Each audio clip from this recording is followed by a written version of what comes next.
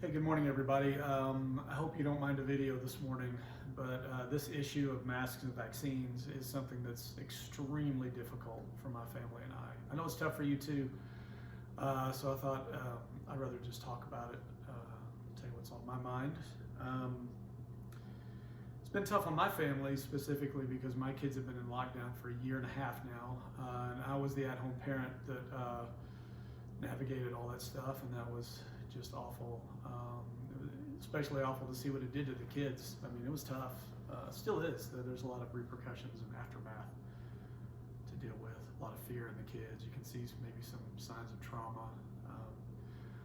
My wife's a frontline worker. She's very angry about how we're handling this or not handling this, and honestly, we're like at war about this. There's such a big chunk of the country that thinks that masks and vaccines aren't needed, and if they're not needed, why are they being pushed on us? Is there some kind of conspiracy? And the idea that there is a conspiracy is a very popular one. And then there's another big chunk of the country that believes that masks and vaccines are the only way forward. So I want to talk about it this morning. If you don't mind video, it's always good for bloggers to show up every once in a while and just show you how aged and unattractive we are. So, here it is. Hope you enjoy. I want to share 4 facts about coronavirus that nobody's arguing right now, or nobody should be arguing. And as I share those facts, of course, man, I'm a blogger. I've got tons of opinions about this that I'm going to share with you as well, so bear with me. Fact number 1 is that there is evidence from credible sources, expert medical opinion, research conducted, that masks and vaccines are not what we need right now. That if we want to stem the tide of coronavirus, there are much more organic, natural things that we can do, and that yes, there is a conspiracy, or there could be. No data that says here's a conspiracy, but there's definitely data that supports the idea that masks and vaccines aren't needed. So if you get on the internet and you say masks don't work, if you Google masks don't work, you'll get some hits from credible sources. The problem with that is here's fact number 2. Fact number 2 is that there's also evidence that supports the idea that masks and vaccines are the only way forward. If you Google do masks and vaccines work, you get lots of hits there too. But here's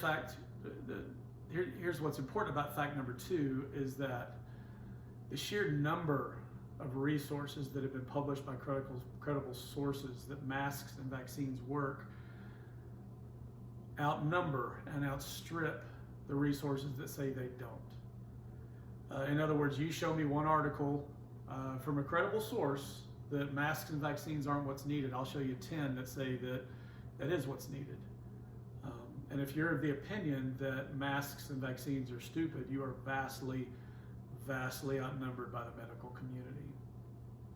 If you simply Google masks and coronavirus, you will get hits, again, from very credible sources: epidemiologists, virologists, public health officials, biostatisticians, survey experts, data number crunching nerd heads.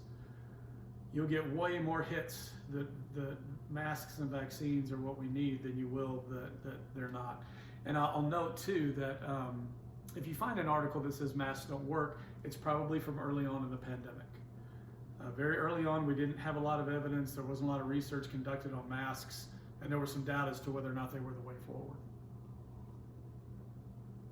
But the vast majority, again, I'm going to say this over and over again, the vast, vast majority of research, random control tests, opinions from, again, epidemiologists, virologists, biostatisticians, public health officials, is that masks and vaccines, so I told you I was old, that masks and vaccines are the only way to go, the only way forward. I got into a debate with a guy on Facebook the other day, and I know, like I get told all the time, don't do that, don't waste your time. Facebook is, debating anything political on Facebook is a waste of time. We've already all made up our minds. I've made up mine. You've made up yours. This is the dumbest thing in the world. But I think social media is a conversation, and I think they're important conversations to have. And so for me, when somebody posts something on Facebook that says that this is dumb or this is a conspiracy, I'm going to respond. I think it's important. People are going to read it, and if I change one person's mind between now and the time I die, that's worth the trouble. But anyway, this guy said the evidence is inconclusive. We just don't know. There are articles that say masks and vaccines are dumb, and there are articles that say that they're the only way to go. How are we supposed to know? Again, if you consider the whole thing, world opinion, world credible, expert, qualified medical opinion on this, the vast majority says wear your mask and get fully vaccinated yesterday. And to not do it puts other people in harm's way. So if you think it's all dumb and it's a conspiracy, you're in the vast minority. I can't say that enough times. I can't say it more strongly than that. Fact number 3. 96% of practicing medical professionals in the United States are fully vaccinated. And that's according to a recent study by the American Medical Association. 96% of doctors in the U.S. who are practicing have been fully vaccinated. Now, you might say, well, they were forced, but that's not exactly true. There's only 30% of hospitals in the U.S. that are currently enforcing vaccine mandates. And so in those hospitals, there are a percentage of doctors who were forced and a percentage who went voluntarily, and we don't know what that breakdown is. But let's say all of those were forced. 70% of practicing medical professionals in the U.S. got their vaccine voluntarily. Now, if you think doctors think vaccines are dumb, you're in the vast minority. You know, I got in another debate because a friend posted a viral video of a family practice doc who got in front of a school board in rural America. There's like 10 people in the room. It's really silly. But he gets up and he says, I am a doctor and I have treated coronavirus patients, and I'll give you my very strong, very emotional opinion that masks and vaccines are dumb. And everybody's clapping, you know, and he's a hero. And this is going all over the internet because people are like, he's a doctor. Look at this doctor. The guy's a doctor. My doctor friends would tell you that this guy is a family practice doctor. That's it. He has a very broad range of understanding about medical issues, but he has no specific expertise in epidemiology, virology, public health. He's not qualified to speak on this issue. He can offer his opinion, but to hold it so strongly and to be so inexperienced in this one issue, I'm personally not going to listen to him. Shortly after that, another doctor who gets up, whose credentials were later questioned, she also showed up on a viral video where she said the same thing. This is dumb, and it's a much more crowded room, and everybody's clapping, and she's a hero. But again, the people we should be listening to are the experts on epidemiology, the experts on virology, the experts on public health, the biostatisticians. Those are the people who we should be listening to. And again, the vast majority of those people all over the world are saying, wear your masks and get vaccines. Not all of them. If you want to go find an article that supports the idea that this is all dumb, you can do that. Hell, I can find slavery in the Bible if I want to. I can go get my opinion supported anywhere on any issue. That holds true with this one as well. Y'all need to understand, I know I'm emotional about this. I'm surrounded by doctors, right?